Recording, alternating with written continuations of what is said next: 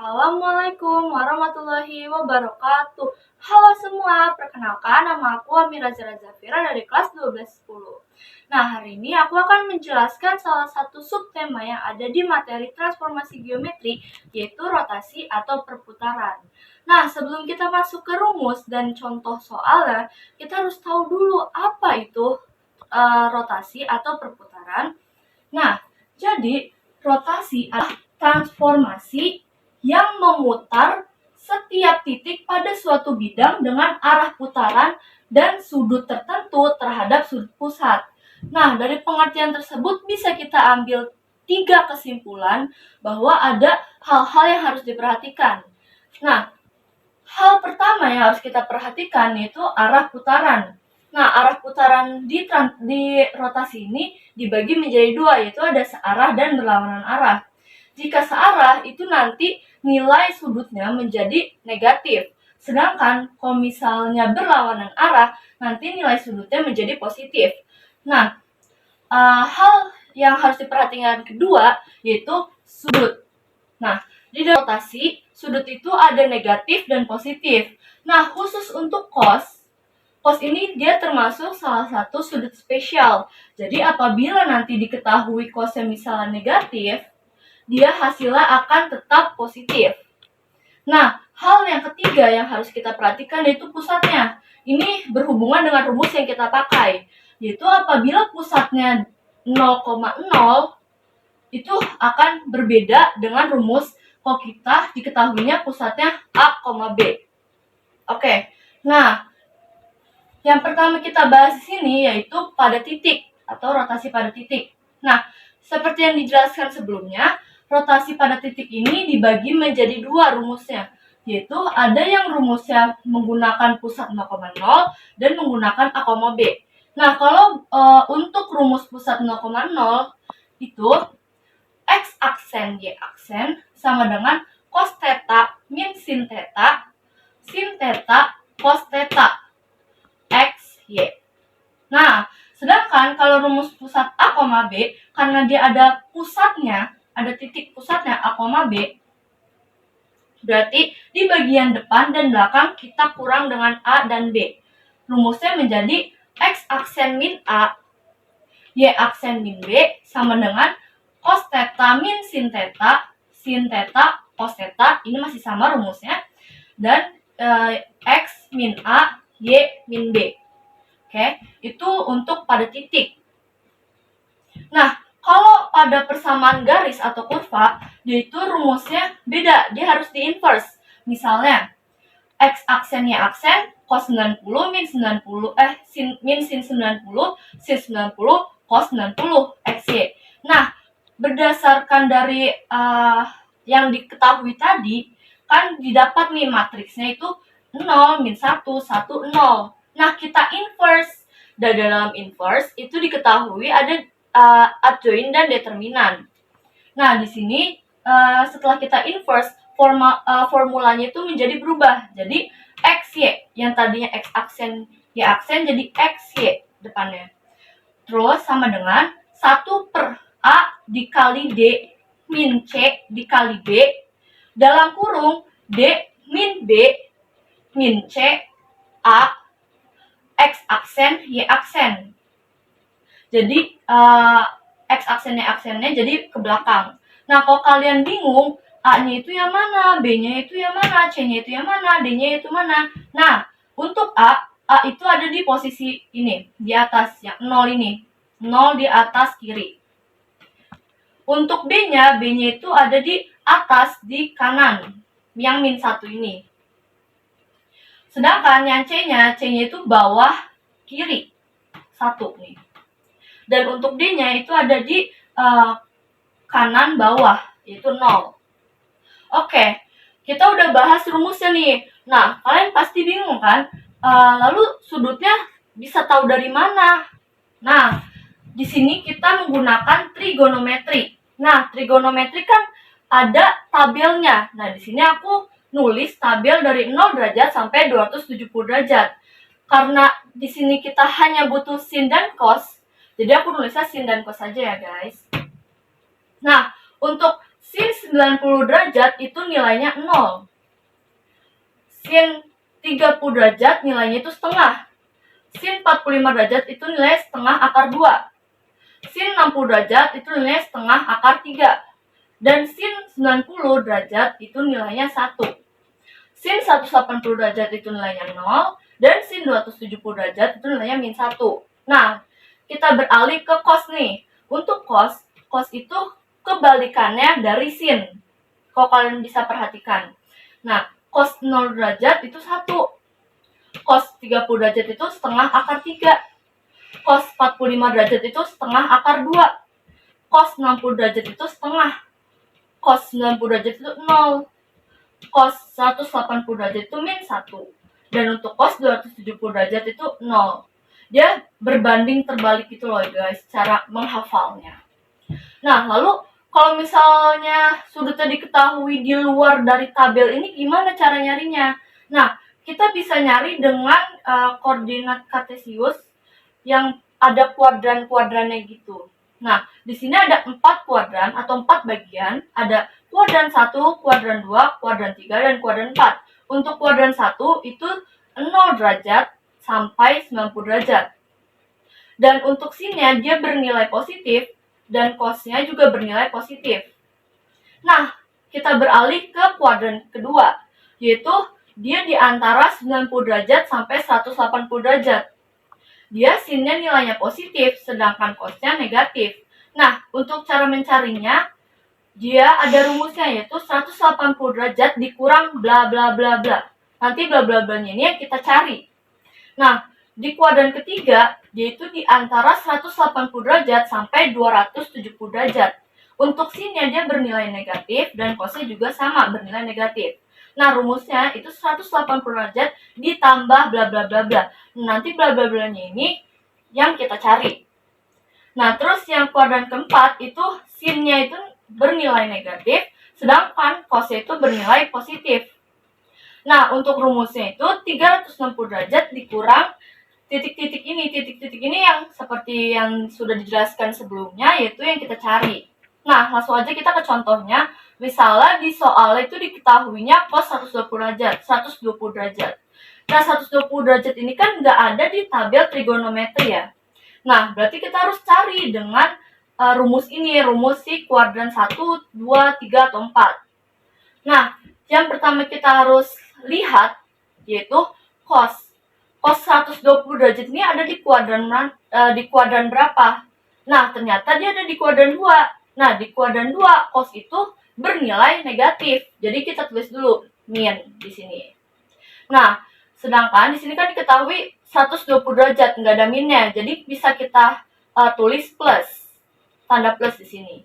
Terus kita tulis cos, terus kita masukin rumusnya nih, yaitu 180 derajat dikurang titik-titik. Nah, titik-titik ini kita cari nih sekarang. Nah, 180 derajat dikurang berapa? 120 derajat itu ditambah berapa? Biar hasilnya itu 180 derajat. Atau gampangnya, 180 derajat itu dikurang 120 derajat itu berapa? Itu kan hasilnya 60 ya. Nah, berarti inilah yang kita cari. Nah, setelah udah diketahui, kita kalikan tandanya. Min dikali plus itu kan min. Terus kita turun nih, cos. Kita turunin yang 60 derajat kayak yang udah kita cari tadi. Jadi min cos 60 derajat. Nah, 60 derajat cos 60 derajat ini kalau kita lihat di tabel dia nilainya itu setengah. Tapi karena di sini ada tanda negatifnya, jadi kita tambahin. Jadi kayak negatif 1/2. Ini untuk nilai cos 120 derajat. Nah, contoh yang kedua, misalnya diketahui sin 225 derajat. Nah, sin 225 derajat itu dia termasuk ke dalam kuadran ketiga. Yang artinya berarti sinnya bernilai negatif. Nah, kita tulis di sini tandanya negatif. Nah, terus karena dia 225 derajat positif, kita tulis positif. Nah, untuk rumus di kuadran ketiga itu berbeda dengan kuadran yang kedua, yaitu 180 derajat ditambah berapa. Nah, cara gampangnya biar kalian gak usah bingung-bingung, tinggal 225 derajat dikurang 180 derajat ini berapa. Nah, kalian tulis di sini. yaitu 45 derajat. Nah, kita turunin lagi kayak tadi. Min kali plus min. Terus kita turunin sin 45 derajat. Nah, kita lihat di tabel trigonometri. Sin 45 derajat itu berapa? Oh, ternyata setengah akar 2. Kita tulislah di sini min setengah akar 2. Gitu. Nah, soal pertama, tentukanlah bayangan titik V 5,2 yang dirotasikan 90 derajat berlawanan dengan arah perputaran jarum jam dengan pusatnya itu 0,0. Nah, kita langsung masukin aja rumusnya, yaitu X aksen Y aksen sama dengan cos theta min sin theta cos theta X, Y. Nah, ini rumusnya ya. Nah, kita mulai masukin nih angka-angkanya yang ada di dalam soal.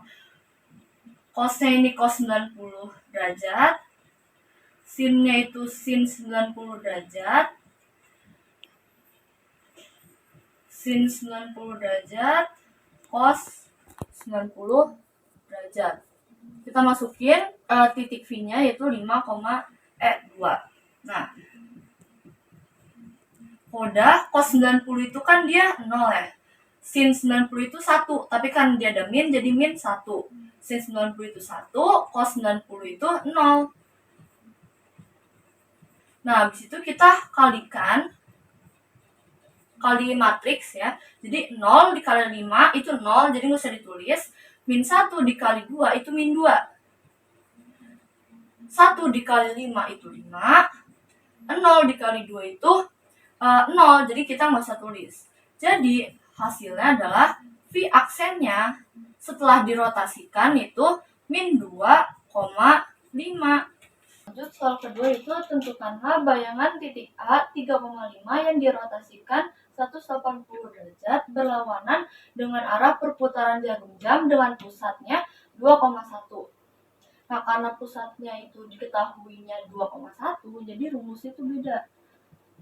Itu X aksen min A, Y aksen min B sama dengan cos theta min sin theta cos theta. X min A, Y min B. Terus kita masukin angkanya. X-nya itu A-nya itu 2, B-nya itu 1.